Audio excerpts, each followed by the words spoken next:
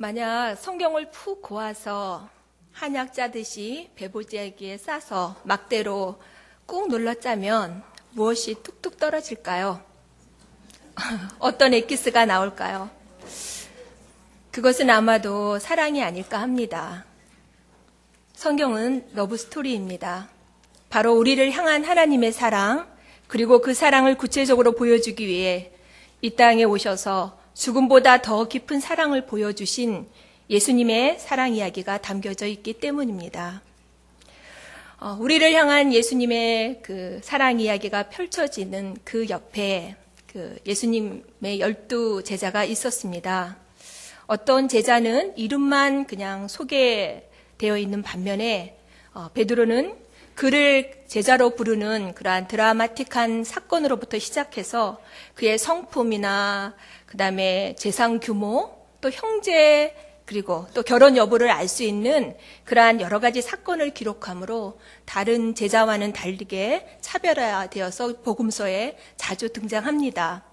베드로는 아침과 저녁이 달랐던 그러한 기복이 많은 인생을 살았고, 또 바울과 같이 준비된 그러한 지도자라기보다는 많은 실패와 그다음에 경험을 통해서 만들어진 전형적인 후천형 지도자였습니다. 대부분의 제자들은 어떤 특이 행동이나 그런 어록이 없이 성경에서 침묵하고 있는 반면에 베드로는 유난히 그 베드로 특유의 그런 행동과 목소리를 내면서 그 존재감을 드러냅니다. 베드로가 한 말들을 한번 이렇게 살펴보면 매우 이렇게 즉흥적이고 또 극과 극을 달렸던 것을 알 수 있습니다. 주는 그리스도시요 살아계신 하나님의 아들이십니다 라는 우리가 잘 아는 100점짜리 신앙 고백도 있지만, 그러나 예수님이 말씀하실 때 번번이 아니되옵니다, 안 됩니다, 그럴 수 없습니다 라고 연발하여 부정하면서 거부했던 그런 사람입니다.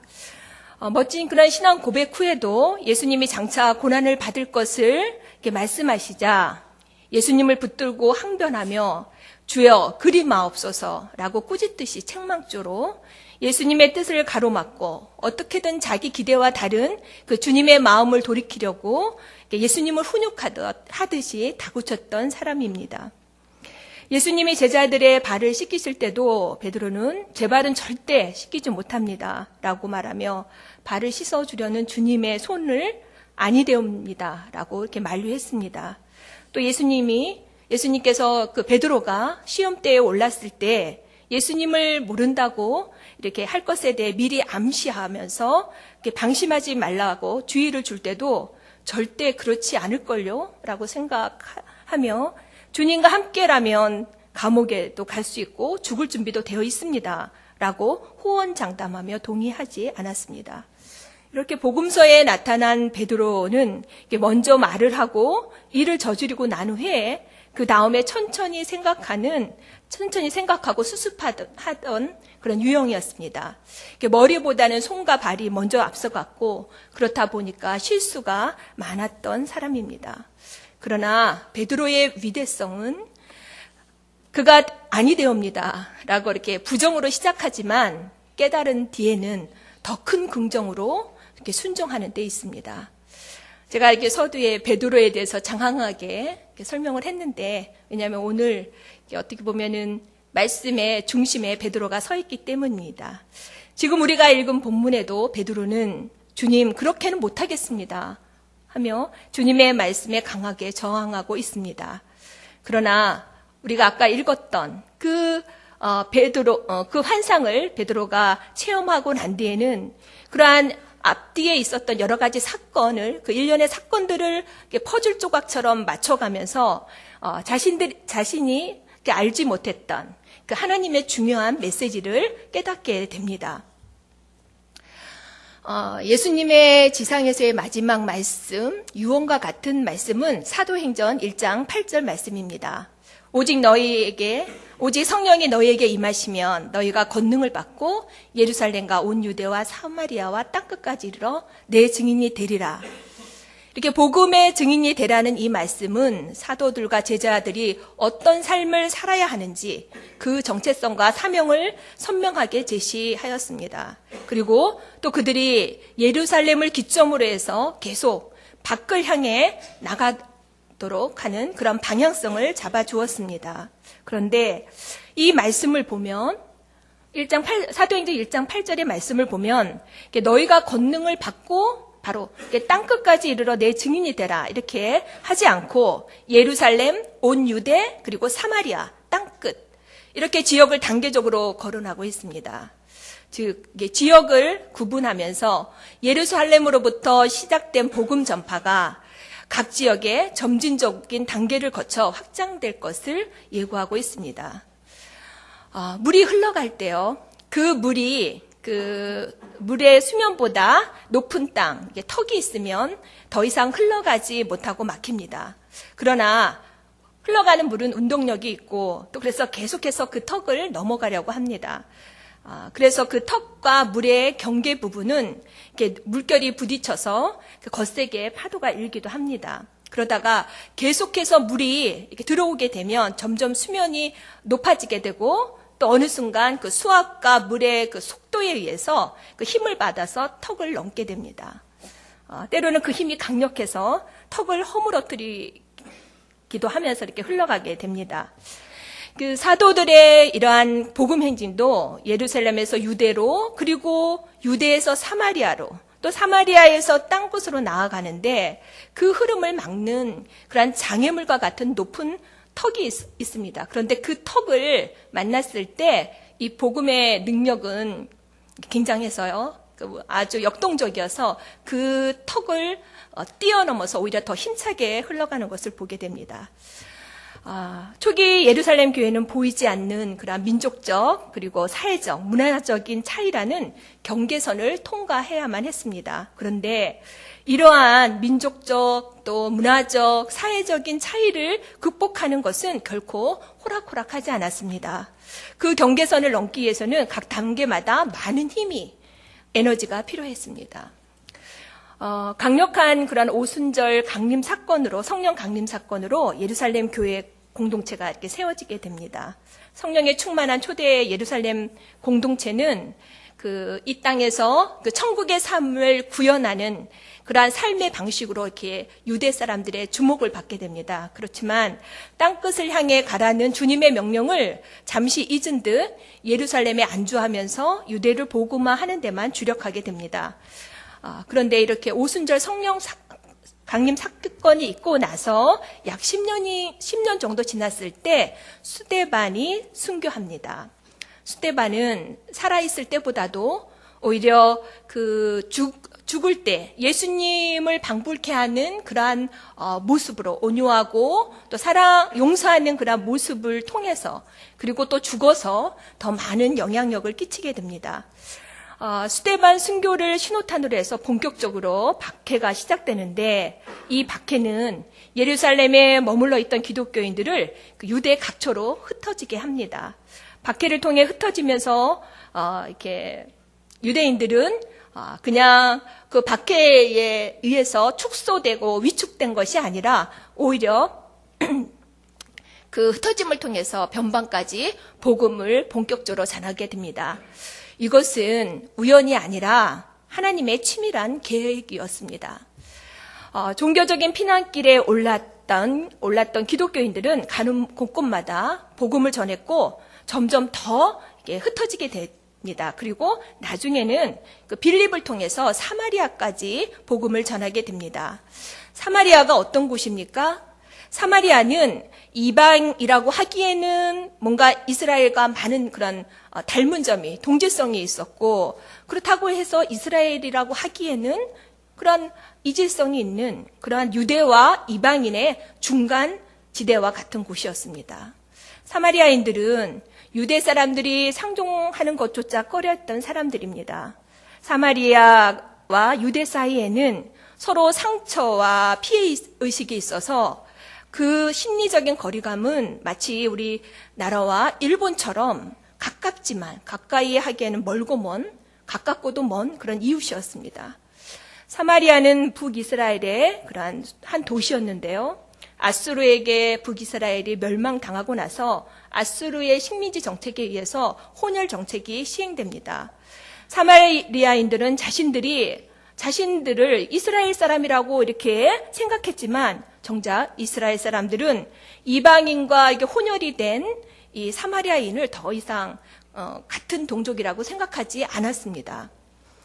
미래 그 과학공상 영화를 보면요, 이렇게 막 유전자 변형이 된 그런 사람들이 유전자 돌연변이들이 등장합니다. 뭐 반은 인간이고 반은 동물, 또 이렇게 기형적인 모습을 가진 그런 유전자 돌연변이들이 이렇게 등장하는 경우가 많은데, 좀 가정에서 이렇게 말하면 사마리아를 바라보는 이스라엘 사람들의 그 시각이 그러했을 것 같습니다.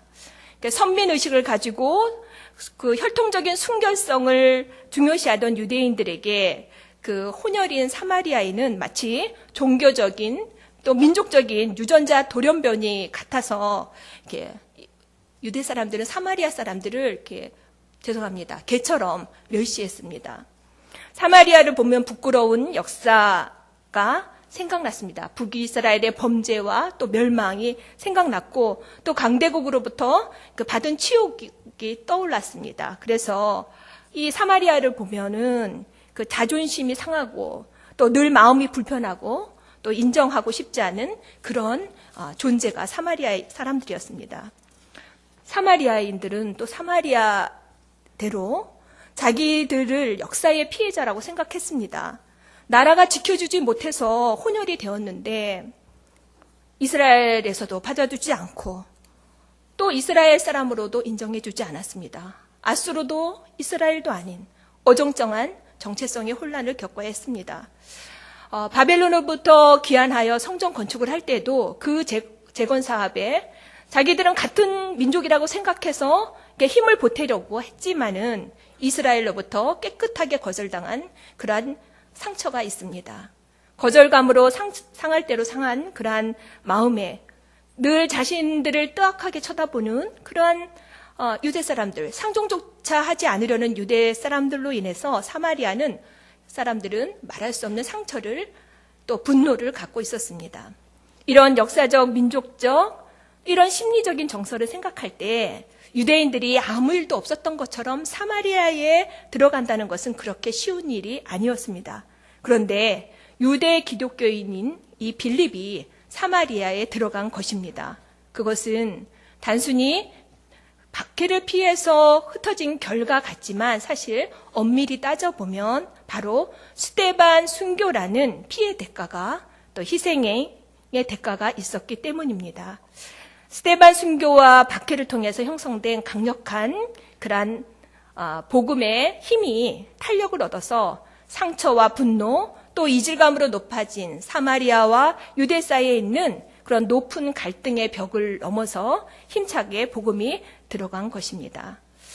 이 복음 행진은 턱이 높았던 것만큼 그 낙차로 인해서 더욱 힘을 얻고 가속화되었습니다. 그래서 빌립의 복음 전파 결과는 폭발적이었습니다. 사마리아의 복음화가 더욱 의미가 있는 것은 하나님과 수직적인 화평과 회복이 이루어졌을 뿐 아니라 또 이스라엘과 사마리아라는 그 사이에 있었던 오랜 상처와 분노 또 애증의 장벽이 무너지고 치유되는 그런 수평적인 화평이 이루어졌기 때문에 더욱 뜻깊은 복음 전파였습니다. 유대와 이방의 중간 지대와 같았던 사마리아가 복음화된 후 이제 복음 전파는 땅끝을 향해 나아가야 했습니다. 그런데 땅끝, 유대 사람들이 이방인이라고 부르는 모든 그러한 나라와 족속들을 향해 나아가기 위해서는 또 넘어야 할 그러한 높은 장벽이 가로놓여 있었습니다. 그것은 바로 유대인과 이방인들을 구분하는 유대인들의 선민의식이었습니다. 이 선민의식은 유대인들에게 왜곡된 그러한 우월의식과 또 편견을 갖게 했고 이로 인해서 그 만들어진 높은 턱은 유대와 이방을 구분짓고 있었습니다. 이 높은 턱을 허물어뜨리는 해결의 물꼬가 오늘 본문을 통해서 트여지기 시작합니다. 사도행전 10장은 기독교 역사상 굉장히 의미가 있고 매우 의미가 있고 또 획기적인 전환점이 되는 그런 사건이 기록되어 있습니다. 이 사건은 유대에서 소수 종교, 소수 종파에 머물던 그런 기독교가 민족적, 지역적인 한계를 뛰어넘어 모든 민족을 끌어안을 수 있는 그런 세계성을 확보하는 중요한 계기가 됩니다. 예수님을 믿고 그 가르침을 받았지만 유대 출신이었던 사도들과 제자들은 여전히 이스라엘의 선민 사상과 또 구약 율법 조항에 얽매여 있는 상태였습니다. 유대인들의 정신적인 규범이었던 구약의 율법과 전통 유대 문화 위에다가 마치 그 예수 그리스도의 복음을 하나 더 그냥 얹은 그러한 형태였습니다. 이렇게 초기 기독교는 유대적인 요소가 아주 강했습니다. 유대인들의 회당을 같이 공유하면서 회당에서 예배를 드렸고 또 전통적인 유대 문화를 그대로 가지고 갔습니다. 주님께서 새 포도주와 같은 그런 복음을 주셨지만 여전히 사도들과 제자들은 그들의 그 사고는 유대 문화와 전통으로 만들어진 낡은 부대와 같았습니다.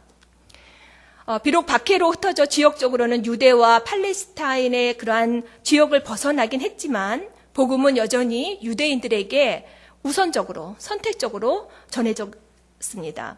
그것은 이방인을 만나는 것을 그 율법과 문화가 금했기 때문입니다. 그래서 유대의 기독교인들은 이방인들에게 복음을 전하기 위해서 적극적으로 만나거나 접촉할 수가 없었습니다. 그러던 중 베드로는 기도하는 중에 한 상을 보게 됩니다. 그 한 상 속에서 베드로는 하늘에서 내려온 보자기에 있는 그러한 것을 동물을 잡아먹으라 하는 음성을 듣게 되는데 그것은 레위기 11장에서 금하고 있는 그 먹지 말라고 한 부정한 동물이었습니다. 물론 베드로는 그답게 주님 그렇게는 못하겠습니다. 저는 속되거나 부정한 것을 지금까지 먹은 적이 없습니다. 라고 말하며 완강히 거부합니다. 이런 일이 3번 있게 됩니다. 모든 민족을 복음화하는 데 걸림돌이 되었던 유대와 이방을 구분짓는 그러한 유대의 율법, 그중에서도 음식 정결법을 무효화하는 이 환상은 초대교회를 대표하는 베드로에게 이방인에 대한 하나님의 마음을 보여주신 그런 환상이었습니다. 이 환상은 베드로의 편견을 깨기 위한 시청과 교육이었습니다. 이방인에 대해 여전히 구분하고 차별하고 접근 금지하였던 유대인 기독교인들의 생각을 바꾸시기 위해 하나님께서는 당시 최고의 지도자였고 대표자격이었던 그런 영향력을 주던 베드로를 먼저 찾아오신 것입니다. 하나님이 깨끗하게 한 것이니 부정하다고 하지 말고 먹으라는 이 명령은 지금까지 부정한 자라고 매도하였던 이방인들을 같은 식탁에 초대해서 음식을 나눌 수 있는 형제 자매로, 가족으로, 또 이웃으로, 친구로 삼고 그리고 복음을 전하라는 하나님의 메시지였습니다. 베드로가 하늘로 들려오는 이 신적 음성에 3번이나 순종하지 못한 것은 베드로가 율법에서 말하고 있는 것을 지금까지 자기가 지켜왔던 것들을 쉽게 바꿀 수 없다는 것을 말해줍니다. 베드로에게 이 명령은 큰 시험으로 들렸습니다. 경건한 유대인이라고 자부했고 그래서 율법에서 그 많은 부정한 동물을 지금까지 전혀 먹지 않았다고 정색을 하며 말하는 베드로에게 이것은 그렇게 쉽게 생각할 수 있는 문제가 아니었습니다. 지금도 그렇지만 경건한 유대인들은 말씀을 문자적으로 엄격하게 지킵니다. 부정한 동물을 먹으라는 하나님의 명령은 유대인들의 목숨처럼 소중하게 여기던 율법의 가르침을 부정하는 것이었기 때문에 아주 유대적인 사고에서 벗어나지 못했던 베드로에게는 충격적인 명령이었습니다. 이렇게 베드로가 자부심을 갖고 있던 그러한 생명과 같은 율법의 가르침을 거스리고 부정한 짐승을 먹듯이 이방인에게 먼저 다가가는 것은 바로 철저한 자기 부정, 자기 부인이 필요했고 또 십자가를 지는 것이었습니다. 그것은 지금까지의 베드로의 사회생활의 규범이었던 전통 유대 문화를 뛰어넘는 것이었기에 혼란스러움 그 자체였고 또 영적으로는 그러한 지진과 쓰나미와 같은 천재지변이었습니다. 영적인 천재지변이었습니다.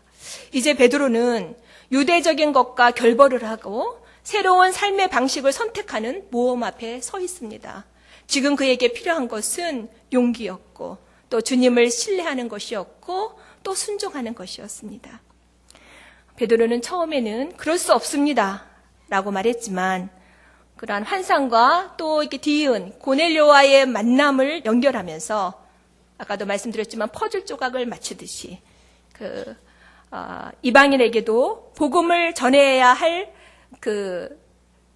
사명이 있고 또 이방인들은 바로 자기가 복음을 전해야 될 대상이라는 것을 인정하게 됩니다.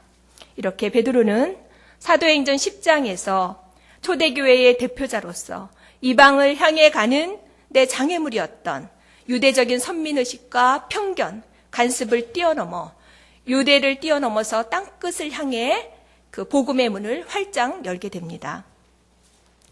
이렇게 복음의 그러한 거대한 흐름이 진행될 때 사마리아로 흘러가기 위해서는 스데반의 순교가 필요했습니다. 스데반의 육체적인 죽음을 필요로 했다면 또다시 이방을 향해서 나아가는데 그 걸림돌이 되었던 그 유대 율법의 문턱을 넘기 위해서는 그 유대 기독교인을 대표하는 그런 베드로의 그러한 사회적인 또 정신적인 또 율법적인 죽음을 필요로 했습니다. 유대인 베드로는 지금까지 고수하던 율법을 파기함으로 정신적인 파산을 했고 그리고 그것이 그에게는 십자가가 되었습니다. 복음이 전해지는 데는 이렇게 희생을 필요로 합니다. 영혼을 구원하는 일은 대가 없이 주어지지 않습니다. 그 모범을 바로 예수 그리스도가 먼저 보여주셨습니다. 예수 그리스도는 우리를 구원하기 위해 이 세상에 오셨습니다. 예수 그리스도는 신이십니다. 시간과 공간을 뛰어넘는 무소부재한 영이시고 또 초월적인 능력과 지혜가 있는 존재입니다. 그런데 그 신이 우리 인간을 구원하기 위해 우리와 소통하기 위해 연약한 인간의 껍데기 속에 자신을 스스로 가두었습니다. 불평과 위험을 감수하셨습니다. 제한받는 인간이 되셨습니다. 그리고 십자가를 지셨습니다. 그 십자가에서 보배로운 피를 흘리며 하나님과 우리 인간의 막힌 담을 호시고 하나님과 인간의 깊은 간극에 다리를 놓아주는 화목제물이 되셨습니다. 오늘 설교 제목이 뭔지 아십니까? 네, 맞습니다. 저 이 제목 굉장히 마음에 들었습니다. 예. 오늘 설교 제목이 친구가 되어 주실래요? 입니다. 근데 이 제목은요, 제가 정한 게 아니라 바로 이태석 신부님이라는 분의 그러한 유작의 제목입니다. 이태석 신부는 아시는 분도 많이 계시겠지만 잠깐 소개하면 이분은 이런 이태석 신부님은 그 작년에 각각 TV에 방영되고 또 극장에서 개봉되었던 다큐 영화 울지마 톤즈의 그런 주인공입니다. 이태석 신부는 의대를 졸업하자마자 부와 명예가 보장되어 있는 의사라는 직업을 버리고 그 신부가 되어 저 멀고 먼 아프리카 그리고에 있는 그 수단이라는 작은 나라 또 거기에서도 오지 톤즈라는 지역으로 갑니다. 그곳에서 나병 환자들을 돌보고 또 힘들게 살아가는 원주민들에게 의료 선교를 하고 병원을 세웁니다. 특히 전쟁과 가난으로 상처받아 희망 없이 살아가는 청소년들에게 그 청소년들을 위해서 학교를 세우고 또 브라스 밴드를 만들어서 음악과 연주를 통해 그들의 상처 입은 마음을 치유하고 또 그들에게 희망을 심어줍니다. 그러던 중 사역을 위해 잠깐 귀국했다가 말기암이 발견돼서 투병을 하다 끝내 사망했던, 그래서 아프리카 톤즈로, 그가 그토록 사랑했던 톤즈로 돌아가지 못하게 됩니다. 이 신부님은 피부색과 언어가 다른 그러한 친구들을 위해 사제로, 의사로, 또 교사로, 친구로 함께 했습니다. 그분의 사역에 8년 정도 사역이 있었는데, 그러한 어떻게 보면 짧은 그러한 또 짧은 사역을 마감하고 하나님 곁으로 갔습니다. 그런데 그 책에 이런 내용이 나옵니다.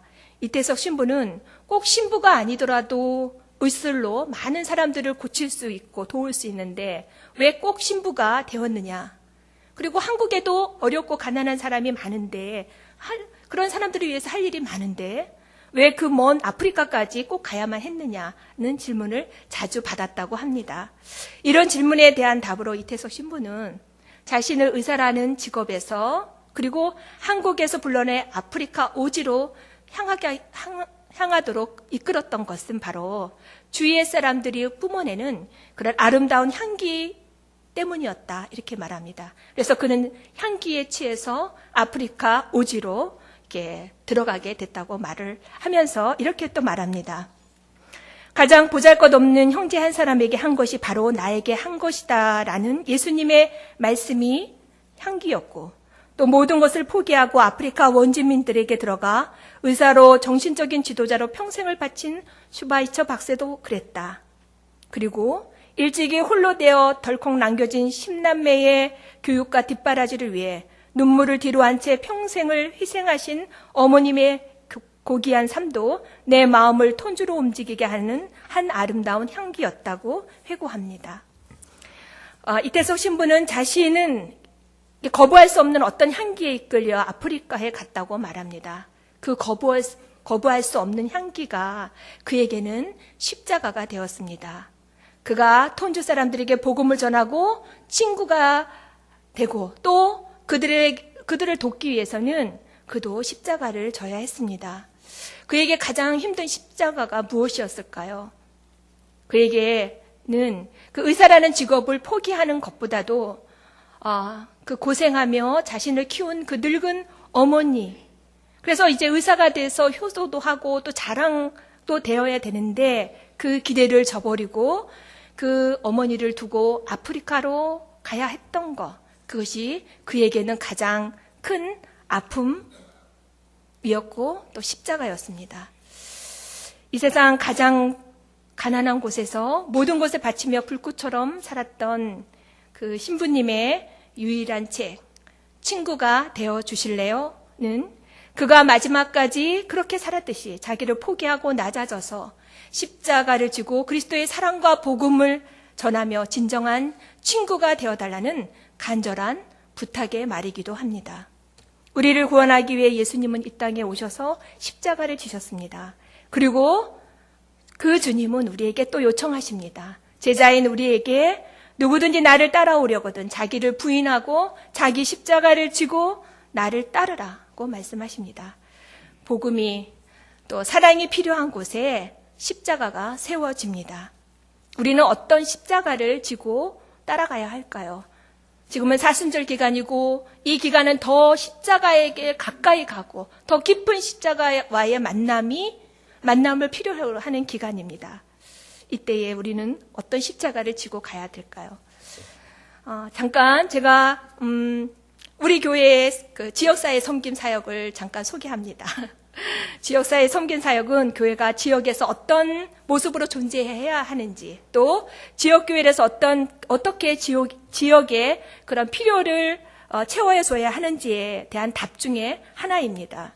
이 사역들은 교인들뿐만 아니라 지역에 믿지 않는 그러한 지역 주민들을 대상으로 프로그램을 오픈하고 또 봉사와 섬김을 하는데, 궁극적인 목표는 이렇게 다양한 그런 접촉점을 만들어서 또 영혼 구원하는 데 있습니다. 지역사회 섬김 사역은 그야말로 교회와 지역의 경계선에 있는 전도의 최전방 선교 사역입니다. 이 사역들은 교회의 문턱을 낮추고 또 지역과 소통하며 비신자들에게 교회에 대한 이미지를 긍정적으로 바꿔주고 감동을 줘서 마음을 여는 역할을 합니다. 드러놓고 하진 않지만 복음이 들어갈 수 있도록 기초 작업을 하고 또 복음도 선포합니다. 지역사회 섬김 사역 중에서 우리 교회에서 하는 그런 사역 중에서 경로대학이 있습니다. 경로대학에 있는 수요일에는 교회에서 이렇게 대종가요를 부르는 그 소리로 인해서 교회가 들썩들썩합니다. 그리고 이런 대중가요가 교회의 담장을 넘습니다. 교회는 거룩한 곳이고 또 그래서 찬송가가 울려 퍼져야 하는데 라고 생각하며 마음이 불편한 분도 계십니다. 경로대학에서 봉사하는 교사들도 이런 봉사 환경이 힘들고 또 영적으로 많은 부대낌을 이렇게 느낍니다. 그러나 담당 교사들은 경로대학 학생들이 원하기에 일부러 대중가요를 시간 내서 배우기도 하고 또 함께 노래를 부릅니다. 물론 가르치는 노래는 반기독교적이거나 또는 태폐적이거나 또는 타종교적인 것은 그런 것들이 없도록 아주 철저하게 자체 심의를 거칩니다. 봉사자들이 이렇게 경로대학 학생들이 원하는 그것을 위해 자신이 좋아하지 않는 노래를 부르고 또 그 교회가 이런 대중가요를 부르도록 허용하는 것, 이것도 또한 십자가 지는 거 아니겠습니까? 우리 교회에서는 제가 보지 못했지만 타교의 알파코스 사례를 보면 어떤 교회는 초청된 비신자에게 술도 대접했다고 합니다. 술을 금하는 교회에서 비신자를 초청해서 그들의 문화대로, 그들의 손님 접대 문화대로 술을 권하는 교회, 그리고 줄 수 있다고 생각하고 또 줄 수 있다 주는 그러한 교회, 그 또한 십자가를 지는 거 아니겠습니까? 때로 이런 십자가는 스데반처럼 또 베드로처럼 그리고 그 어떤 신부님처럼 거창하고 위대하지도 않고 또 너무 소박하고 너무 쉬워서 그 십자가 같아 보이지 않을 수도 있습니다. 그러나 가족과 이웃의 구원을 위해 또 친구가 되어주기 위해 시간과 마음을 쏟고 또 그들의 필요와 그들의 눈높이에 맞춰 섬기는 그것이 바로 십자가를 지고 주님을 따르는 첫걸음이 아니겠습니까?